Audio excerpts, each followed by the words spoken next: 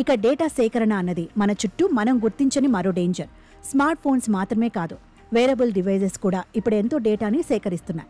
చేతికి పెట్టుకునే smart watches, fitness bands కూడా ప్రతినిత్యం స్మార్ట్ అప్లికేషన్లతో మన డేటాని తీసుకుంటున్నాయి.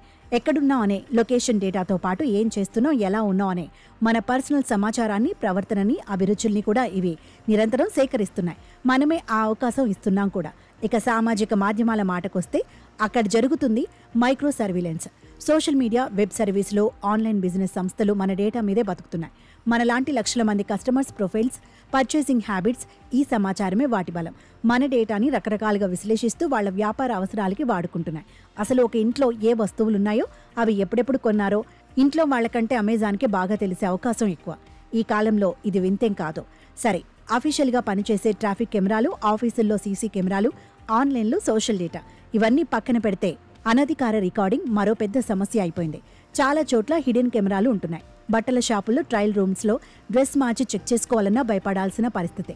ఇక కార్పొరేట్ రంగంలో అనధికారిక మైక్రోఫోన్లు కూడా ఎన్నో ఉంటున్నాయని వింటున్నాం.